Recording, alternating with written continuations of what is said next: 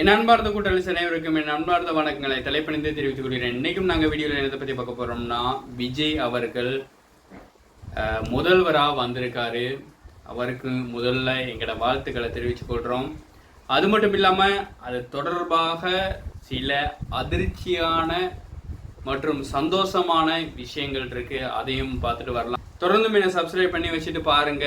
ஏன்னு சொன்னா எனக்கு ஒரு லைக் மாத்திரம் கொடுத்துட்டு போவீங்களா இருந்தா இந்த மாதிரி பொலிட்டிக்கல் சம்பந்தமான வீடியோக்கள் மட்டுமே வந்து உங்களை மகிழ்விக்கும். Vehicle reviews, political comedy, cinema comedy, சயின்டிஃபிஷியல் அண்ட் உடல் ஆரோக்கியம் அப்படின்னு பலதரப்பட்ட விஷயங்களை கழிச்சிட்டு போகிறேன்.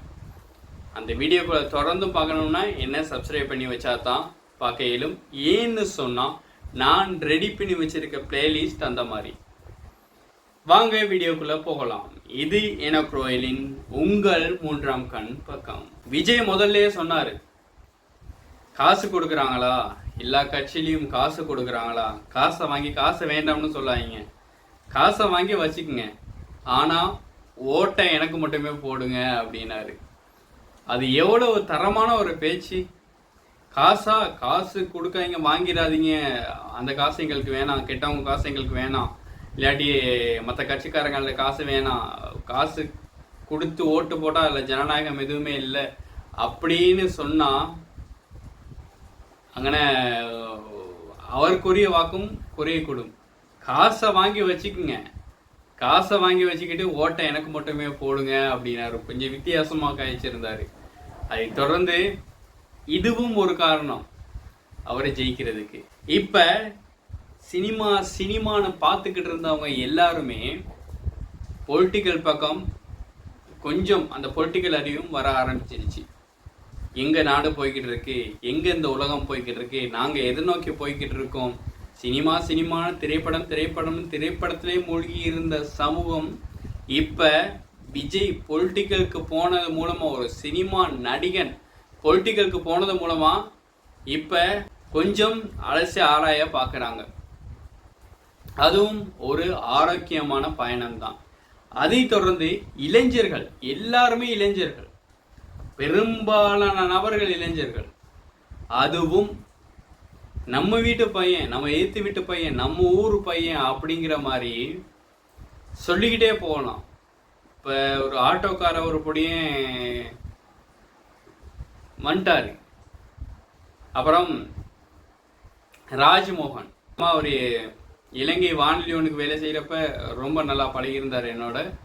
இந்த இணையத்தில் நண்பர், என்னடா ஸ்ரீலங்காவுக்கு வந்து என்னோட பழகின ஒரு நபர் வந்து இந்தியாவில் மினிஸ்டராக இருக்காரு தாவேக கட்சியில் அப்படிங்கிறது என்னால் நம்ப இல்லை.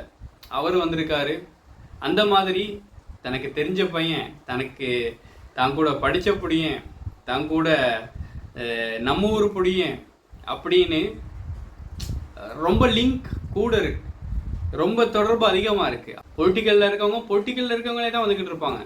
இந்த முறை மினிஸ்டராக இருக்கவங்க இந்த முறை மினிஸ்டராக இல்லையா, அடுத்த முறை மினிஸ்டர் அப்படித்தான் வந்துக்கிட்டு இருந்தாங்க.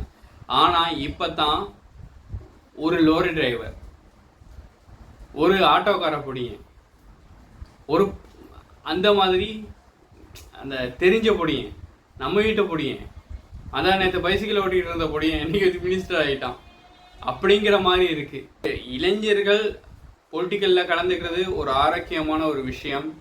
அந்த ஆரோக்கியமான விஷயம் நல்ல விஷயங்களுக்காகவே பயன்படுத்தணும். இப்போ எடுத்து வச்ச முதலடி பெரிய விஷயமே இல்லை.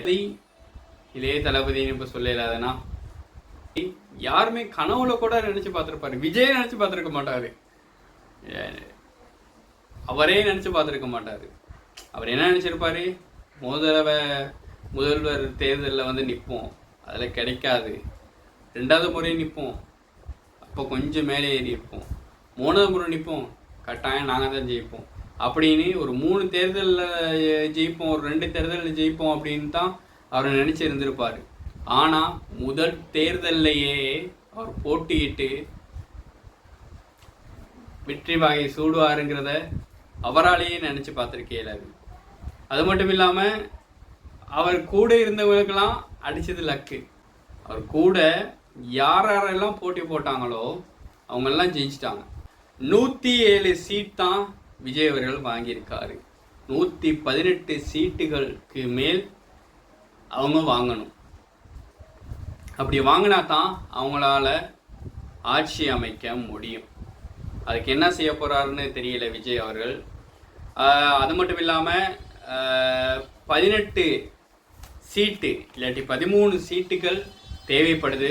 அது மட்டும் இல்லாமல் விஜய் 118 சீட்டுகளை தக்க வச்சிருந்தார்னா அவர் இந்நேரம் ஆட்சி அமைச்சிருக்கலாம். ஆட்சி அமைக்கிறதுல சின்ன பிரச்சனை இருக்குது.